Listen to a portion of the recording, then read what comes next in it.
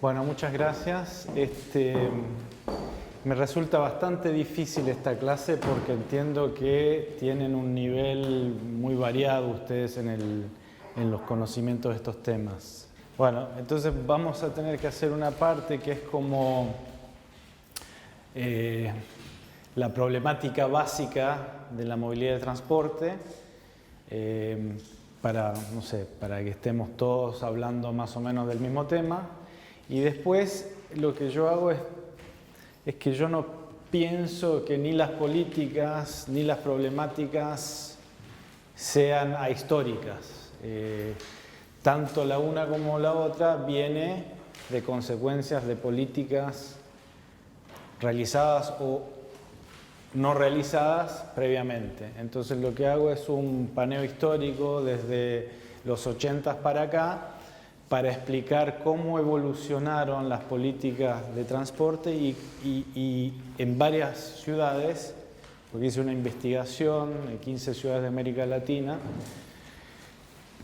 viendo justamente qué es lo que se hacía, por qué, y hay similitudes entre las ciudades que son bastante impresionantes, a pesar de las diferencias que tienen nuestros países, porque vamos de países muy grandes, casi industrializados como México, Brasil, Argentina, hasta países campesinos como los centroamericanos, con ciudades, megaciudades a ciudades pequeñas, y el intento de aplicación de políticas en todas las ciudades es muy similar en los distintos momentos históricos. Entonces hay una tendencia, o parece empíricamente, que hay más efecto de las tendencias de políticas generales en los países que las particularidades de las ciudades, que por eso lo vamos a ver. Y termino con el tema de la movilidad sostenible, movilidad urbana sostenible, que es muy particular, pero no logro llegar ahí sin antes hacer este paseo a través de los conceptos y un poco de la historia. Tengo varios ejemplos de ciudades. Si el tiempo permite lo hacemos todos, si no hacemos un par para ilustrar lo que pretendo. Bueno, ese es el contenido, pero me voy a saltar esto, porque esto creo que no lo voy a alcanzar a dar, y vamos a ir directamente a la desconstrucción de la problemática, que es suficiente para que se den una idea de los conceptos básicos, además. Entonces lo que yo hago acá es, primero, hacer lo contrario que uno debe hacer, porque la problemática urbana es, por definición, multidimensional, multidisciplinaria, pero para poder entender cada uno de los temas, los desconstruyo en distintas dimensiones para que se vaya entendiendo un poco de qué estamos hablando. Y el primero, básicamente, la movilidad del transporte tiene un escenario que es la ciudad, ¿no? Y a medida que se va modificando el patrón de la ciudad, el tamaño de la ciudad y su población afecta a la problemática. ¿Cómo la afecta? Lógicamente, a mayor población, mayor viaje y por lo tanto mayor necesidad de servicios de transporte. Pero también la forma de la ciudad afecta. Cuando la ciudad es extendida, por probabilidad los viajes son más largos. Con viajes más largos significa, en el idioma, digamos, de transporte, más kilómetros realizados por una persona que viaja y por lo tanto más tiempo en la calle y más problemática en la calle, ¿no? ¿Qué nos pasa en América Latina? Es que las ciudades están en plena expansión. No somos Europa, donde hay una cierta digamos, estabilización de la población, pero en América Latina siguen creciendo las ciudades sin incluso, diría, equipos y personas que planifiquen las ciudades y que puedan limitar esos crecimientos periféricos desordenados. Entonces, estamos en un continente en el cual podemos esperar a futuro más crecimiento poblacional y más expansión desordenada de las ciudades, que nos va a traer dos problemas, más viajes y más viajes más largos. El segundo tema es el crecimiento económico. Todos aspiramos, todos los gobiernos aspiran a que haya un aumento en los ingresos nacionales y en los ingresos de las familias. Sin embargo, está más que probado empíricamente que a mayores ingresos hay más viajes, más cantidad de viajes. ¿Por qué? Porque las familias o los individuos como mínimo realizan 2 viajes por día, ida y vuelta al trabajo como ni mínimo, si es que no están desocupados, digamos, ¿no? A medida que van teniendo mayores ingresos, pueden realizar actividades fuera de la laboral, ir al cine, ir a ver un amigo, ir a comprar algo, etc. Entonces, hay una relación empírica muy comprobada que a mayor ingreso, mayor cantidad de viajes. Ahí hay 2 gráficos de distintas encuestas, porque esto se mide por encuestas, del índice de movilidad, que es simplemente la cantidad de viajes realizadas por un conjunto de personas por día, digamos, ¿no? Entonces, en promedio, si ven el de abajo, tenemos a la izquierda, esto es empírico, sale de encuestas, Buenos Aires, donde el índice de movilidad, o sea, los viajes por habitante diarios, es 2, ¿no? Ciudad de México 2,5, Río de Janeiro 1,9 y Sao Paulo 1,9. Bastante similar porque son países o ciudades de ingresos similares. Y entonces ahí estamos viendo que predomina el viaje domicilio-trabajo como viaje fundamental porque el promedio es 2. Si vamos a las ciudades de países de mayores ingresos, tenemos Chicago, París, Nueva York, Tokio, Londres, están alrededor de 3. Eso muestra esta cuestión que les digo empírica. A la derecha una encuesta que hicimos en Mendoza, también encuesta a hogares para medir este fenómeno, ahí no se alcanza a leer, pero en la abscisa ahí son 5 los quintiles de ingreso. El ingreso poblacional dividido por 5, ordenamos a las personas en paquetes de 20% según los ingresos que tienen. Ahí mostramos también que la cantidad de viajes está correlacionada a los ingresos, incluso de las familias, ¿no? Porque ven en cómo aumentan a medida que aumentan los ingresos. ¿Se entiende? Ahí hay 2 medidas, el rojo y el azul son 2 maneras de medir la cantidad de viajes. En una sacamos los nenes de 0 a 4 y otros los dejamos. Más o menos es el índice de movilidad comparable al otro.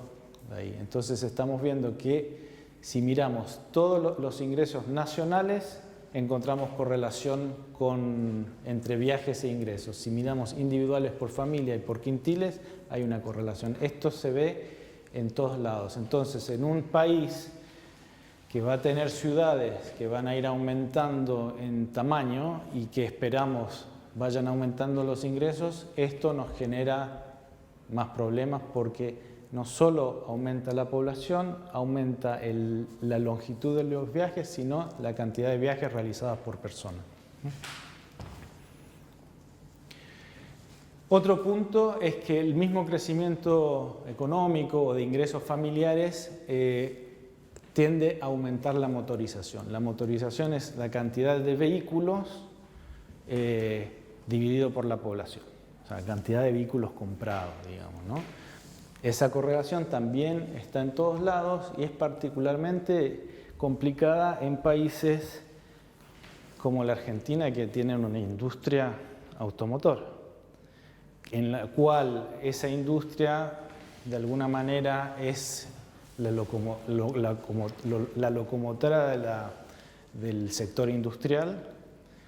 Entonces tenemos políticas que incentivan la producción de automotores, lógicamente porque se quiere desarrollar la industria provee empleos, pero tenemos que los ingresos aumentan la cantidad de vehículos que poseen las familias en un país que además promueve la producción. Resulta esto, ¿no? ¿Qué pasa con esto? Bueno, en América Latina el automóvil no es solo un equipamiento más, sino es un equipamiento que da un cierto estatus y debido a la cultura, la sociedad desiguales que tenemos, a medida que las personas entran a la clase media, la posesión vehicular es casi una obligación, ¿no? No tanto en Argentina, pero en otros países de América Latina, donde el sistema de transporte público es mucho peor o menos desarrollado, no hay alternativas. Entonces, las personas que pueden comprar un auto, una vez que lo compran, lo usan, ¿no? Entonces, ¿qué pasa con esto? También hay una correlación que es menos clara, pero existe. Al tener un vehículo, la cantidad de viajes aumenta. Una es que aumente porque aumentan los ingresos, porque aumentan los viajes no relacionados con el domicilio, que fue los primeros conceptos. El solo hecho de tener un vehículo hace que la gente tienda a viajar más, ¿no? Y aquí hay otra cuestión que dificulta las políticas públicas, es que la posesión de este equipamiento, como cualquier otro, en América Latina, por la desigualdad que tenemos, no está distribuida de manera equitativa. Una cosa es la motorización, que es lo que uno ve ahí, que es la cantidad de vehículos por habitantes, y ahí vemos que Brasil tiene la mayor cantidad de vehículos, Perú la menor. Pero además la desigualdad hace que esté mal distribuido. Entonces, si vemos en este cuadro acá abajo, esto es a partir de encuestas hogares, en un lugar como Panamá o Buenos Aires. En Buenos Aires, esto es AMBA, esto es una encuesta de hogares de Gran Buenos Aires, 65% de los hogares no tienen vehículos. Entonces uno, y esto me ha pasado en muchos países, es que ve el aumento de la congestión y hay muchos vehículos, es tremendo, pero solo 35% de los hogares tienen vehículos. Entonces, si uno mira solo la calle y mira solo los índices de motorización, puede cometer errores de política pública importantes, porque al ver eso, por ahí se pone a hacer calles y estacionamientos y cuestiones de ese tipo que tal vez aliviarían la congestión generada por la motorización. Pero en realidad, cuando tenés 65% de los hogares que no tienen vehículos, te estás equivocando en política pública. El caso de Panamá es muy llamativo. Yo viví en Panamá varios años y es una ciudad, un país donde la aspiración a vehicular es muy fuerte, tienen una imagen cultural muy basada en el patrón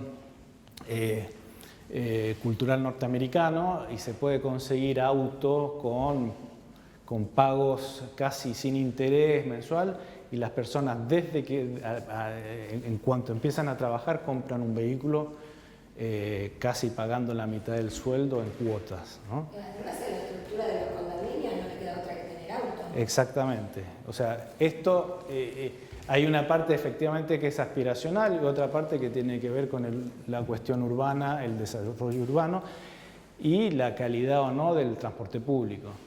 Pero a lo que voy es que, ojo, que no está distribuido equitativamente en los hogares. Entonces, ahí hay una tendencia a equivocar las políticas. En Panamá era muy grave porque tenías la mayoría del gobierno que tenía vehículos grandes. E incluso encontramos en la encuesta hogares que había en promedio más de 2 vehículos por hogar. De los que sí tienen vehículos, tenían más de 2. Y esos grandotes, y tenía 72%, 70 y pico por ciento que no tenían vehículos. Y la tendencia del gobierno era hacer políticas de infraestructura urbana, de puentes, de cuestiones por el estilo, cuando tenía un sistema de transporte público completamente deteriorado. Los famosos diablos rojos se llamaban. Ahí no lo vamos a hablar, pero era un sistema de colectivos comprados en Estados Unidos de segunda mano, aquellos colectivos que se usan en Estados Unidos para llevar a los chicos al colegio, esos amarillos. Son iguales en toda América Central. Guatemala tiene lo mismo, Nicaragua tiene lo mismo. Bueno, pero en Panamá... Amarillos que lo pintan de otro color. Exacto. Nicaragua tiene lo mismo, amarillo.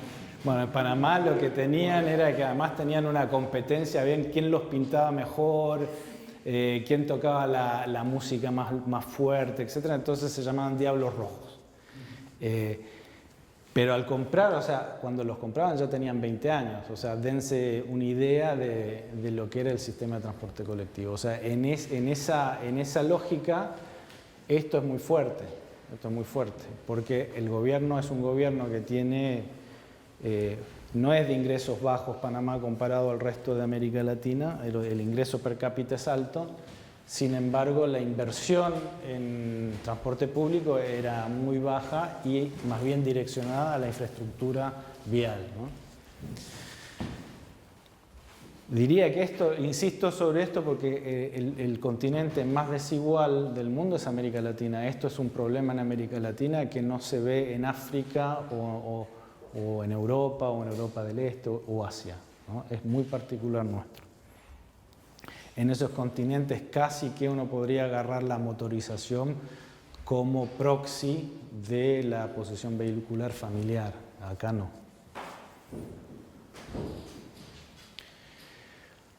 Bien, entonces acá empezamos, voy a profundizar esto luego.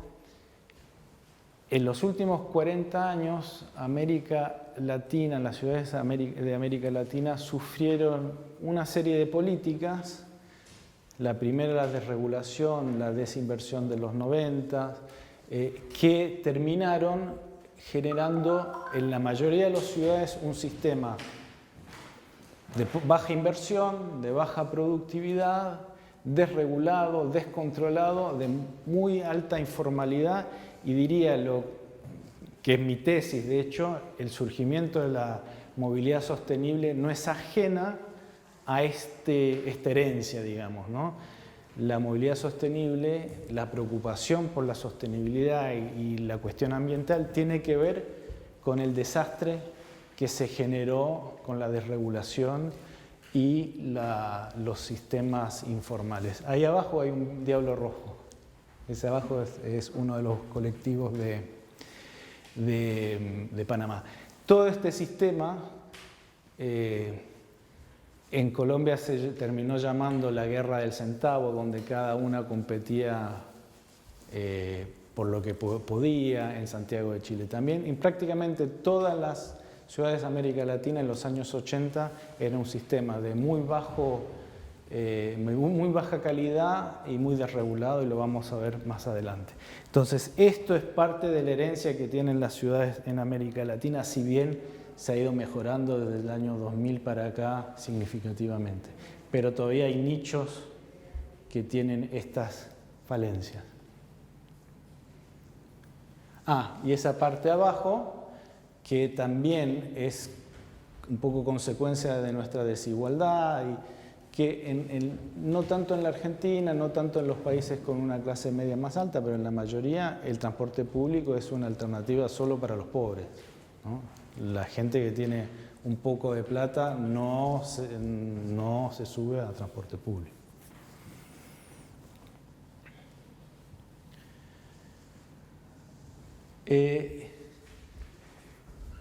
Esa desregulación generada en los 80 terminó creando un sistema de servicios informales bastante grande, tanto por la misma desregulación como por los shocks económicos externos, la crisis de la deuda de comienzo de los años 80, muy alto desempleo en los años 80, y el sector de transporte siempre ha sido como un lugar de resguardo, o sea, alguien cae en el desempleo, transformar el auto en un taxi colectivo o entre varios comprarse una combi, siempre ha sido una alternativa. Entonces eso se dio mucho en los años 80, en todos los países, incluso en la Argentina, las combis del conurbano son un resultado de esto. Y eso crea unas dificultades importantes desde el punto de vista del Estado, desde el punto de vista del control y de la regulación de la actividad económica. La informalidad lo que hace existe en parte, y ahí uno podría decir, bueno, tiene razón, en parte porque hay deficiencias del sistema formal, eso existe, pero en el caso general existe porque se metió alguien a hacer esto que no había perdido el empleo y se mete de una manera que intentando no cubrir todos los costos de la actividad. Por eso es informal. Entonces lo primero que hacen los informales no pagan impuestos. Después no pagan contribuciones sociales. De hecho, la mayoría de las veces el mismo dueño es conductor. Después no cumple con la ley laboral. En vez de laburar 8 horas, lo hace mucho más. Entonces, ¿qué pasa? Un sistema así, en realidad, no está cubriendo todos los costos fijos de la actividad económica. Y eso hace que no sea una actividad que se pueda reproducir. En economía, lo lógico es que los ingresos cubran los costos de tal manera que la actividad se pueda reproducir. Por eso hay un margen, por eso hay una... Bueno, lo que hace la informalidad es que para poder competir, una serie de costos no son cubiertos, por eso las tarifas que cobran son más bajas y eso genera que la actividad luego no se puede producir. Y en paralelo, justamente porque no cubren una serie de costos fijos, y en transporte es más grave porque ahí entramos en las cuestiones de mantenimiento, donde no se hacen mantenimientos periódicos, sino solo reparaciones. No se renuevan los vehículos, el caso de Panamá es uno, compran vehículos viejos. Incluso me tocó en Bolivia ver cómo se juntaban los conductores informales en los años 90 y en vez de comprar aceite nuevo, se juntaban y filtraban el aceite y volvían a usar.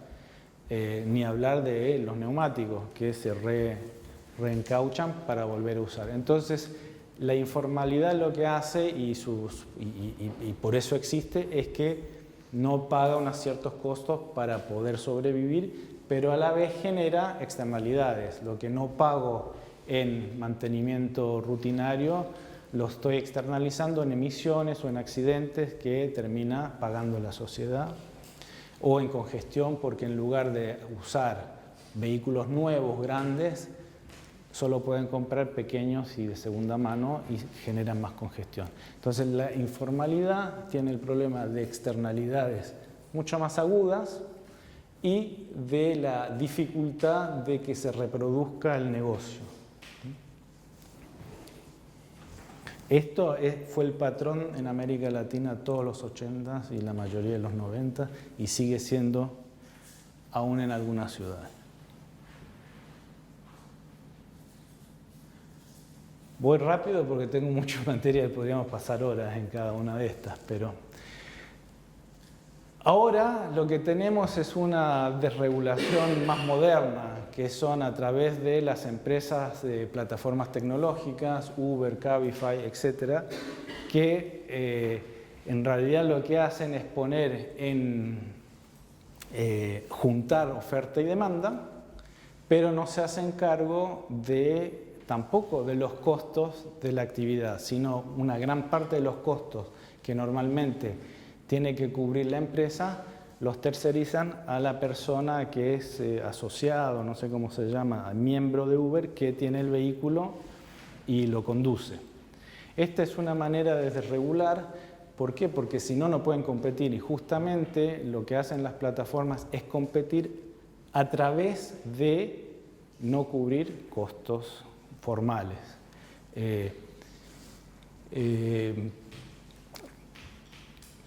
Lo típico es que no, al ser el dueño conductor el que conduce, no tienen que cubrir costos patronales a un conductor, no hay control sistemático de la calidad de los vehículos, el conductor no es controlado como conductor idóneo, no tiene que pasar cursos, etcétera, como se hacen en los mercados regulados de colectivos, taxis, etcétera.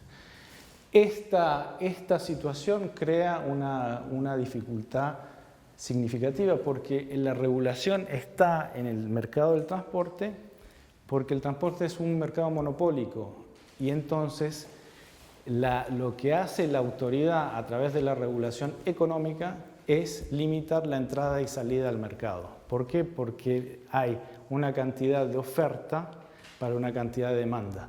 En el mercado de transporte, la competencia libre, y lo vamos a ver más adelante, no da frutos y al contrario genera externalidades. Entonces, lo que se hace es controlar la entrada y salida con una serie de regulaciones económicas y el problema con estas plataformas nuevas es que impiden al Estado poder realizar ese control. Entonces, tenés una cantidad de oferta dada, que son los taxis formales, digamos, y entran y salen los Ubers a competir en el mercado. Es imposible que el Estado los controle porque no sabes cuándo operan, qué horarios operan y cuántos operan. Están en la lista de la empresa, pero uno no sabe cuándo están operando. Entonces, ¿qué pasa cuando hay sobreoferta? Cuando hay sobreoferta, los formales, todos, al estar en sobreoferta tienen menos ingresos y al tener menos ingresos no cubren los costos y hay unos que tienen costos fijos formalizados y otros no y al no cubrir sus costos empieza el problema de la dificultad de la reproducción social. Entonces, si el sistema no se reproduce, termina, bueno, vamos a ver más adelante cómo termina, pero la dificultad con esto, que era la misma dificultad que existió en los 80 con la desregulación y la informalidad, es eso, que no se puede controlar cuánta oferta hay en el mercado. Y al no poder hacer eso, la competencia reduce los ingresos de todo el sistema. Bien. ¿Alguna pregunta? Bueno. Yo quisiera preguntar algo. Sí, pregunte. ¿Por qué no hay multa para los caños de escape que contaminan todo? Hay multa, lo que pasa es que no hay mucho control. Existe la multa. De hecho, la verificación técnica vehicular tiene esa lógica. Todos los sistemas de transporte público, y esa es una de las regulaciones que contrasta con Uber, es que tienen que pasar por eso, o sea, el vehículo tiene que estar chequeado. En cambio acá no hay nadie que verifica esto. Camiones y colectivos me refiero, especialmente que tiran con caña de escape y dejan toda la estela negra. Bueno, una cosa es la regulación que existe, después el control y eso es más difícil en todos lados. ¿A nivel de emisiones? Sí. Si bien, por ejemplo, Uber, las plataformas no tienen la verificación, con lo cual no sabes si están al día, pero por ejemplo los taxis son completamente ineficientes porque están dando vueltas, emitiendo, cuando podrían buscar a los pasajeros puntualmente, así se entiende. Sí y no, pero es verdad lo que decís. O sea, no sé si está contabilizado la diferencia en emisiones de que no se controlan los vehículos, a ver si tienen el agua al día, las partes, todo con la BTV, versus las emisiones de los taxis que circulan constantemente. Sí, no he visto estudios. No he visto estudios, en otros países seguramente existen. Efectivamente, el taxi circula porque así gana su dinero y uno podría calcular. Acá no he visto que eso se haya hecho. El tema de Uber es que vos no sabés exactamente qué es lo que hacen, cuándo entran, cuándo salen, es dificultoso. Aún si vos lo supieras, como Estado obligas a Uber a pasarte todos los registros de GPS, pero siempre es ex post, no sabes a la previa cuándo van a entrar, cuándo van a salir, entonces dificulta esta cosa. Yo entiendo lo que decís y es un problema. Digamos, la emisión individual de cada vehículo es un problema, pero creo que el problema más grande son los vehículos kilómetros totales y ahí entra el tema del taxi que está dando vuelta, que sería equivalente a entró toda una oferta adicional de estas plataformas que no tenés cómo cuantificar y controlar. Es más o menos lo mismo. Bueno, la plataforma lo que te permite tiene datos. Te dice si un taxi, un Uber estuvo 10 horas dando vueltas, podés calcular de esas 10 horas cuántas estuvo con gente y cuántas no. Sí. Eso te permite estar bueno. De 10 horas 7 tuvo pasajeros, 3 horas no. El taxi nunca lo podés controlar y lo lógico es que el taxi, como tiene que dar vueltas para buscar pasajeros, en 10 horas va a tener más vueltas de ocio que de trabajo. No, Entonces, de esa manera hace más eficiente al Uber. No, los dos dan datos ex post, es decir, a los dos, pero a los taxis, claro, y los taxis también, porque ves por el taxímetro, entonces los dos lo ves ex post. Lo que digo es que por regulación sabes cuántos taxis van a entrar y sí van a estar dando vueltas, pero no, por la regulación no sabes cuántos van a entrar de Uber, ese es el problema. Pero hay una manera, ¿sabes qué? Con las redes de radiotaxi. Sí. Como que dice ella, si vos podés llamar, el problema es que vos estás en un lugar, llamás y hasta que te llega el taxi por ahí de la red que llamaste, como no hay una red que estén interconectadas, se hace ineficiente que estén todos los coches dando vueltas, porque no, yo prefiero estar dando vueltas y captar a uno por acá que esperar en una parada y que me manden a un sitio. No, yo estoy de acuerdo con eso, es ineficiente. Lo que te digo es que Uber es igualmente ineficiente en ese sentido, porque tampoco sabes antes si no van a estar dando vueltas. Pero para la Uber está quieto generalmente. ¿Qué? Un Uber está quieto y te llama porque no va a estar gastando, él está esperando a que le hagan el más eficiente. No, en teoría lo que ustedes dicen sí, pero en la práctica del control no lo sabes a ciencia cierta y puede ser que acá en Capital sea así, en otra ciudad no, porque el tipo que está manejando le da ganas de dar vuelta. No tenés cómo controlarlo y eso puede ser, lo podés verificar ex post en ambos sistemas. Lo que no podés hacer, es saber antes cuántos Ubers van a entrar al mercado. No lo sabes. Entonces el problema no es tanto cuántas vueltas van a dar, pero si me entran millones, yo como controlador, como regulador, no tengo cómo controlar y el efecto que puede tener el resto del mercado es devastador. Igual, si entraran millones sería que los otros medios no están dando abasto, lo cual sería muy negativo para la gente también. No necesariamente. Toda la historia, y lo vamos a ver más adelante, toda la historia de desregulación de los años 80 demuestra que el vehículo, que es, digamos, el capital de trabajo, el que lo trabaja hasta el final y no importa si no está cubriendo todos los costos de la actividad. De hecho, eso es lo que pasó en los años 80. Entraban a trabajar y entonces, ¿cómo ahorraban? O sea, ¿qué costos no cubrían? Primero, el vehículo no lo depreciaban, o sea, no cobraban por la depreciación, entonces terminaban laburando con vehículos de más de 20 años, esto en todos los países de América Latina. Segundo, no pagaban los impuestos. Tercero, no reparaban los autos, entonces contaminaban. Entonces, hay algo en esta actividad que el vehículo como capital fijo, a diferencia de otros sectores económicos, se usa de esa manera. Entonces, como vos no podés controlar, el tipo de Uber puede estar haciendo cualquier cosa, entonces con el vehículo y no en la lógica económica esa que vos decís no aplica.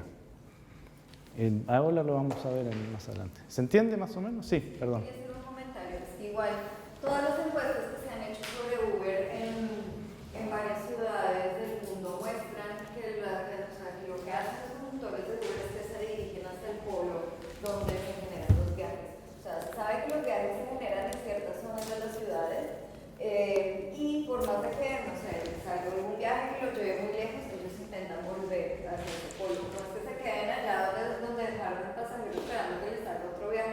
porque puede que no les salga. Entonces, igual ellos están dando vueltas. Pero en medio le sale un viaje y van al que tenían cerca.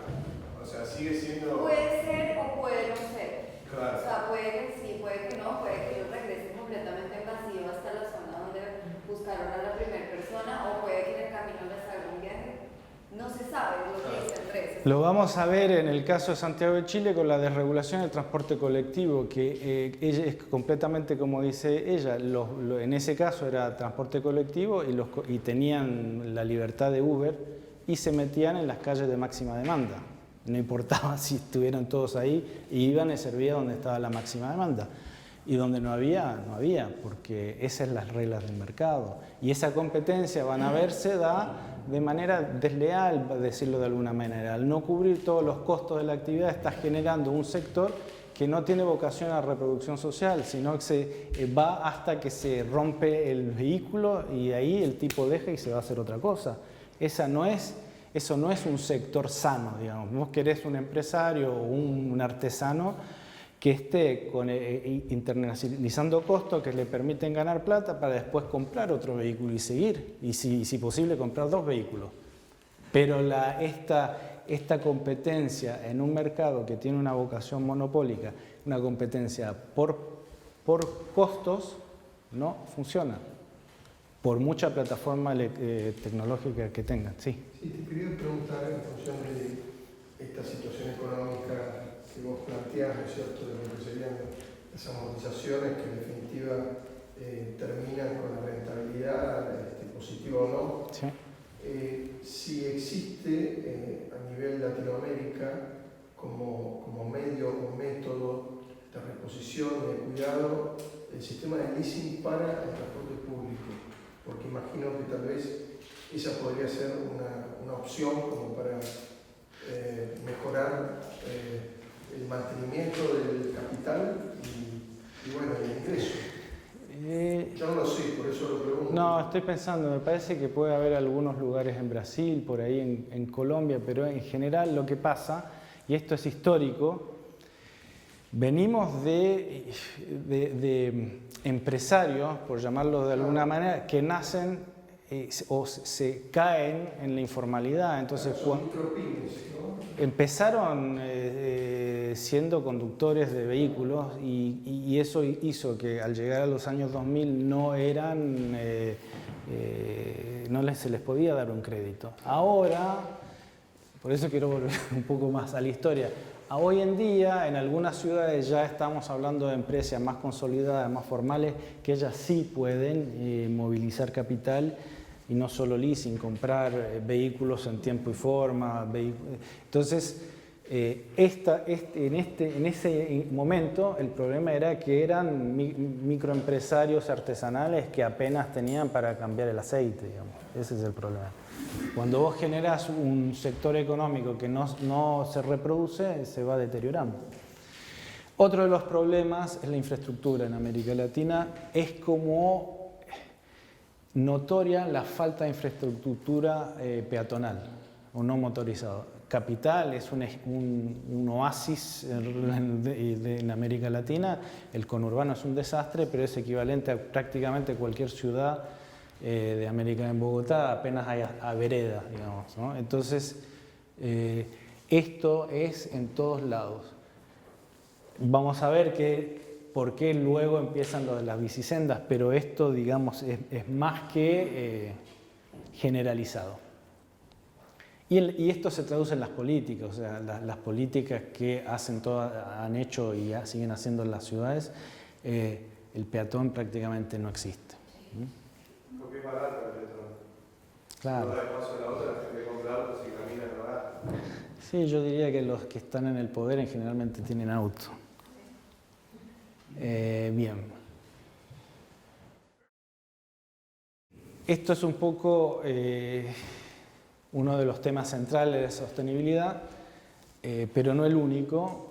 La actividad genera externalidades dentro de las cuales diría que la más grave son los gases de efecto invernadero que afectan el cambio climático. Eso se ha demostrado en los últimos años que el sector que más contribuye los gases de efecto invernadero en urbanos es el transporte. El que más contribuye es la tala de árbol de la selva, pero el segundo es el transporte. Pero no solo hay gases de efecto de invernadero, hay gases de emisiones directas que afectan la salud, que afectan los pulmones, etc. Vos vas a entrar en esto más tarde. Tenemos el tema de los accidentes. Los accidentes se generan más si hay más vehículos en la calle y sobre todo si los vehículos no son mantenidos, si el tipo que va conduciendo no tiene el descanso que merece. La congestión se genera cuando hay más vehículos kilómetros, o sea, cuando el vehículo está dando vueltas, así como el taxi, o bien cuando entraron un montón de vehículos de oferta a un mercado en que no tenían que entrar. Esto sí es la sobreoferta en los años 80, 90 y aún hoy en día es tremenda en la mayoría de las ciudades de América Latina. Y se usan recursos no renovables. El petróleo es un recurso no renovable, o sea, tiene un valor para la sociedad que va más allá del costo que lo paga el transportista. Y el espacio es un recurso no renovable, que pocas veces lo integramos en la ecuación del planificador. Bien. ¿Algo ahí? Otro gran problema que tenemos es el financiamiento. Aquí surge un problema de que, como dijimos, el que está en la clase media en América Latina tiene o quiere o aspira a tener un auto y piensa entonces que el transporte público en general es para los pobres. En parte es cierto, porque el que no tiene auto tiene que usar el transporte público y entonces, ¿qué sucede? Que si la política del sector pretende que todo el sistema lo financie el que se sube al colectivo, entonces hay problemas de financiamiento, porque justamente los que se suben al colectivo son los que menor capacidad de pago tienen. Entonces acá hay una dicotomía que es que, bueno, los que se suben al vehículo pueden pagar hasta cierto punto. Si uno pretende que ese pague todos los costos del sistema, entonces el sistema que va a resultar financiado es un sistema de bajo costo. Y después vamos a ver por qué. El transporte es una actividad esencial, entonces es pesa fuerte, digamos, en los ingresos y gastos de la familia y del individuo. Acá tenemos el resultado de la encuesta en Mendoza, donde se ve por quintiles de ingreso cuánto pesaba el costo de transporte en Mendoza en ese momento, bueno, por quintil, y vean que ahí hay un tema de desigualdad también. Lógicamente pesa mucho más el costo del transporte en los ingresos bajos que en los ingresos altos. En ese momento en Mendoza había un subsidio alto, un sistema bastante eficiente, pero estas cifras pueden ir mucho más allá, y de hecho hoy son mucho más altas. En la crisis de 2001 llegaba a haber altísimos niveles de costos por transporte, y creo que acá tengo otra. Sí, acá esto es el peso entonces de la tarifa en distintas ciudades en relación al salario mínimo. En la encuesta anterior es calculado realmente lo gastado por los ingresos. Acá es un proxy. Lo que hacemos es 50 boletos de transporte público por el salario mínimo. Entonces ahí vemos también, esto es 2007, hoy en Buenos Aires es mucho más alto, pero coincidía más o menos con lo de Mendoza, 4,6, Mendoza estaba un poquito más bajo, pero fíjense que hay ciudades que tienen mucho más alto. El caso de Brasil es particular porque Brasil tiene un subsidio a la persona. Si vos trabajás en situación de dependencia, el empleador te tiene que pagar el costo de transporte que sea más allá del 6%. Ahí puse 7,5%, pero es 6%. Entonces, si tu costo, no sé, es X, no sé, 10%, el empleador cubre la diferencia entre 6 y 4. Por eso las barritas ahí, ¿no? Sí. No, que algo que es muy importante tener en cuenta es que es la gravedad de esto, porque digamos, no sé, digamos que 100 pesos para una persona de altos recursos no son lo mismo que 100 pesos para una persona de bajos recursos. Y si esa persona tiene que invertir el 30% de su salario, o sea, todos los meses en transporte, pues se va a ver mucho más afectada que una persona de ingresos altos, y eso le va a afectar en toda su vida. Y por eso, por ejemplo, hay casos donde se quieren que ahí los hijos muchas veces no pueden mandar a los hijos a la facultad si la facultad sea gratuita, porque simplemente no pueden cubrir los costos del transporte, entonces tiene impactos. Claro, ahí en eso, en la encuesta que hicimos en Mendoza, ahí se ve claramente, o sea, el tipo que está en el quintil más bajo está pagando casi 6 veces lo que paga en el quintil más alto. Seguramente los que están en el quintil más alto son los que toman las decisiones, y ese es uno de los problemas. Bien, bueno, pero hay, en general, en Argentina, el costo del transporte, hasta en los últimos años, era de los más bajos de América Latina. Montevideo es tremendo y sigue siendo de ese nivel. Santiago y Bogotá es alto, en Colombia es alto. Esto es mucho más alto hoy que lo que era en 2007, sí. Hay algo que no entiendo respecto al financiamiento. Sí. Porque el transporte es público, es un servicio público que tendría que dar el Estado a la comunidad, y resulta que hoy en día en Argentina son todas empresas privadas que tienen un servicio público. Deplorable o no, porque la gente no tiene plata para pagarlo y mantenerlo o no. Pero yendo a otros casos, por ejemplo en Barcelona, en España, el transporte lo maneja una entidad pública. A ver. Sale €1, estamos hablando de 50 pesos el transporte público. Pero bueno, es esta diferencia, que viajan gente de primera, pareciera, no gente de bajos recursos. A ver, dos cosas. El transporte es un derecho, un servicio público. Vos estás de acuerdo, yo estoy de acuerdo, no todo el mundo está de acuerdo, y en el histórico que vamos a ver, vas a ver que durante mucho tiempo eso no se creía o no era el consenso. Eso primero. En Europa sí, eso nunca cambió en Europa, en América Latina no. El segundo tema es que, aún siendo servicio público, el Estado puede delegar la gestión. Eso no quita que sea servicio público, y si haces un contrato de delegación, un contrato de administración o una concesión, siempre y cuando lo hagas bien regulado, etc., no hay ninguna razón para que eso no salga bien. Ahí lo único que estás haciendo es que vos decís, Estado, yo no me puedo hacer cargo y le tengo que pagar un canon extra al privado para que haga mi laburo. Entonces me sale un poco más caro como Estado hacer eso que si lo hago con mis empleados. Pero eso no quita que sea un servicio público. Claro, pero el tema es que al pagarle a otra empresa para que lo haga, estás perdiendo capital en pagarle la ganancia, el profit a la empresa que sí. Sí, pero lo haces porque consideras que no. Claro, no, o que no tenés los empleados para, y eso es debatible. En algunos casos yo creo que se justifica, en otros no, pero eso no quita que sea un servicio público. No, por eso el tema del subsidio también creo que se otorga mal, ¿no? Le pagan a las empresas, tengo entendido, no sé si por litro consumido. A ver, el hecho que sea, a ver, si vos decís el transporte es un servicio público, un derecho, significa que el Estado, por definición, tiene una obligación de proveer ese servicio a todos.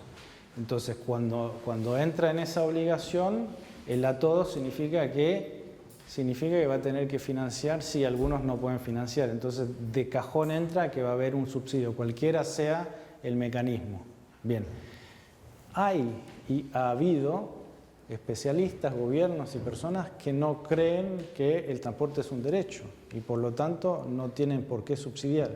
Entonces, cuando volvemos a esta cuestión, a esto, si vos pensás que no es un derecho, el Estado no se tiene que hacer cargo, cada uno paga lo que, y si no tenés plata para subirte, problema tuyo.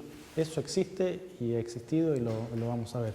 Entonces, no es un debate que esté saldado en toda América Latina, la mayoría hoy en día sí, en los años 80 no. Esto lo vimos, me estoy yendo para atrás.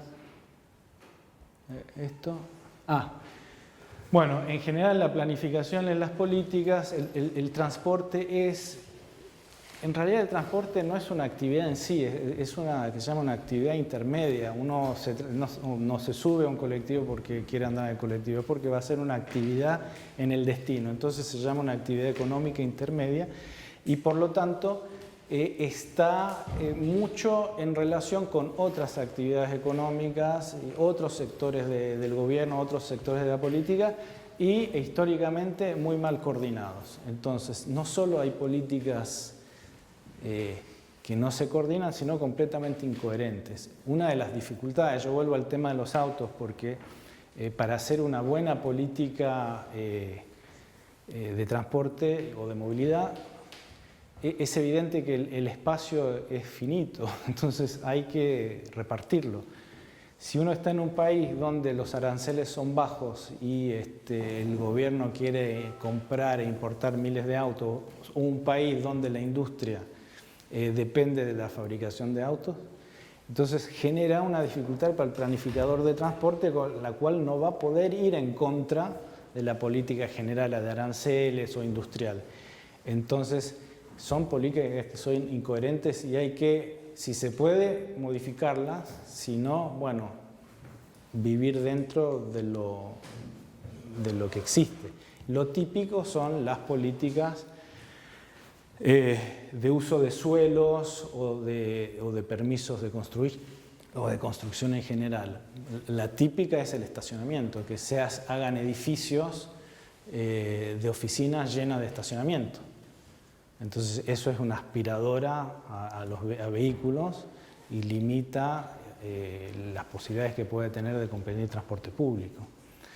Un ejemplo es, por ejemplo, en Panamá, que era todo extremo, la norma era que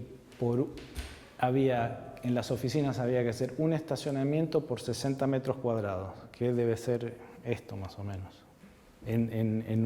No, esto debe ser más de 60 metros cuadrados. Entonces, cada torre de oficina estaba llena de estacionamiento. En Finlandia es 1 por 500 metros cuadrados.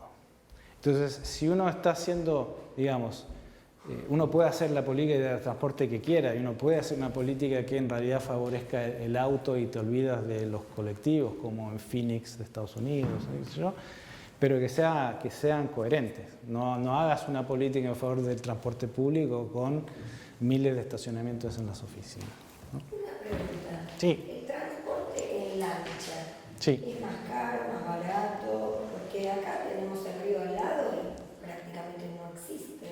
Y depende de la lancha. Si son lanchas de motores grandes... No, pero las lanchas de motores grandes son chicas, son más costosas. Si es una barcaza, digamos, es mucho menos. El transporte, por ejemplo, ese sí lo estudié de bienes, de productos, tenés el costo más caro por una tonelada de soja. El más caro es el camión, le sigue el tren y el más barato es la barcaza. Entonces, en transporte público es más complicado porque las lanchas son más chicas y los motores más grandes, entonces por unidad de persona transportada no es tan barato. Creo que... Para mercadería, claro, sí, que lo que sea fluvial es más barato. Para personas no. No, porque la diferencia entre la mercadería y la persona fundamentalmente es el tiempo. La persona transportada quiere ir rápido. Claro. ¿Okay? Si vas rápido en una lancha necesitas un motor grande y eso es más caro por persona transportada. Ahora pusieron una lancha desde San Isidro, que viene a la mañana y va a volver a las 7. Y bueno, habría que... Muchísima gente va llena todos los días. No, todo depende de cuánto cuesta y la competencia. En términos absolutos, depende con quién está compitiendo. Si está compitiendo con colectivos que se demoran horas y horas o con combi. Sí, en transporte urbano siempre es un trade-off entre el costo y el tiempo, y eso va a depender de por qué te estás transportando y cómo individualmente valoras tu tiempo. Yo no pagaría una lancha para irme para allá si estoy de vacaciones, pero si vengo de allá para acá porque tengo que llegar a una reunión, por ahí lo pago. Entonces depende de esas cosas.